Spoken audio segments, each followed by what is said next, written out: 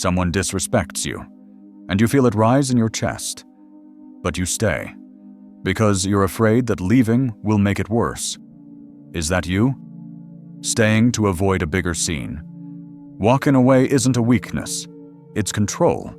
No explanation. No debate. Stay to the end. I'll show you the exact moment to leave and why that stoic move makes you win. 3 rules. The third rule is that walking away is power. Disrespect is rarely a punch. It's a test. A small push to see what you will carry. A comment that lowers you 1 inch. A look that says, "I can do this to you." Then they watch. They watch your face. They watch your tone. They watch whether you make it cost them anything. Most people don't push because they're brave. They push because it's been safe. And your fear helps them, not fear of pain. I fear of being seen as too much. Fear of being called dramatic. Fear of walking away and being blamed for the tension. So you stay to protect your image. But the price is your peace.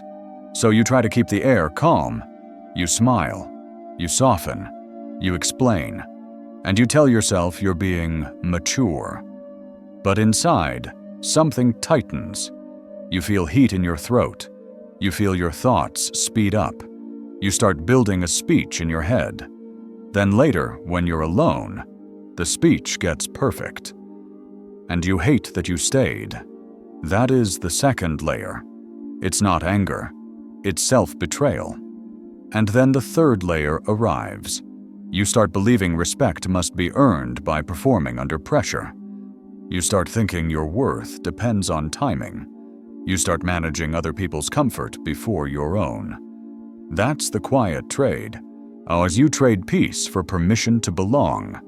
And the longer you stay, the harder it feels to leave. Because now you're not just leaving them. You're leaving the old version of you. Stoicism doesn't ask you to be nice. It asks you to be free. Marcus Aurelius wrote, "You have power over your mind, not outside events." That means you can't control their mouth, but you can control what happens next. And what happens next is where power lives. Here's the trap. When someone crosses the line, explaining feels strong. It feels like you're defending yourself. But explaining is a handshake. It invites them to bargain. They don't hear your reasons as clear. They hear your reasons as openings. They step through the opening. They move the conversation away from their behavior and into your tone. They make you prove what should never need proof. Then you're not setting standards. You're negotiating your dignity. And negotiation never ends with the person who started the disrespect. Explaining invites negotiation. Leaving ends. Rule 1 is the pause. 1 slow breath out. 1 beat of silence. Not to punish them. To stop your reflex. To keep your face neutral. To keep your voice low. In that beat, you remember the Stoic line, "My peace is my property. I don't hand it out under pressure." Rule 2 is 1 sentence, short, plain, no decoration. That's not acceptable. Then you stop talking. You do not defend. You do not stack facts. You do not explain your feelings, because extra words are rope, and they will pull. Rule 3 is consequence. Consequence is not rage. Consequence is distance. Now the consequence is removing access. It is standards and consequences in real time, not what you say. What you do after you say it. Your feet are part of the boundary. If you stay, they think it's negotiable. If you leave, they feel the ending. Someone throws a sharp jab in a small group. You look at them and say, "That's not acceptable." Then you turn and walk away, without any cleanup. The room gets quiet because your silence sets the new price. They try again later, softer, like it was nothing. You say, "I'm not available for that." Then you turn away and continue. They feel the wall because you didn't give them a door. Another day, they push harder, trying to pull you into a back and forth. You hold eye contact and say, "We're not doing this." Then you leave while your voice is still calm. They don't get the scene they wanted. Or notice what you did in all 3 moments. You didn't win with volume. You won with the frame. You refused to debate your own value. You made disrespect expensive. This is why standards and consequences work, because they train in the room without speeches. Now, the hardest part. Do not re-enter to smooth it over. No follow-up explanation. No apology for having standards. No extra warmth to prove you're a good person. If they want access again, they adjust their behavior.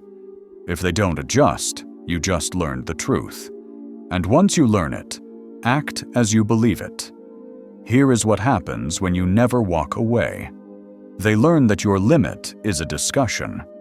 They learn that your standards can be pushed down with discomfort. So they push again. They learn the fastest way to control you is to trigger you. Then you spend your energy proving you're reasonable. And the cost grows. It becomes sleep you don't get. It becomes a focus you can't hold. It becomes the tension you carry into places that have nothing to do with them. It becomes the way your mind replays the moment, like it's still happening. That is the hidden tax. Your peace is expensive. Stop giving it away. And here's the loss most people don't see. Every time you stay to keep it calm, you teach yourself to tolerate what you hate. Over time, you stop trusting your own signals. You start feeling stuck in your own life. That's when walking away is power, because it breaks the loop in one clean motion. No speech can do that. Only action can. Now picture 2 futures. In the first future, you keep explaining. You keep staying. You keep hoping they will finally understand your reasons. And they keep testing because the door stays open. You become careful. You become smaller. Not because they are strong, because you keep paying to avoid tension. In the second future, you become simple. You pause. You say one line. You apply a consequence. You let the silence do the work. You don't chase closure. You don't chase approval. You live by standards and consequences, not moods. Some people will call it cold. Let them. The point is not to be liked by people who benefit from your tolerance.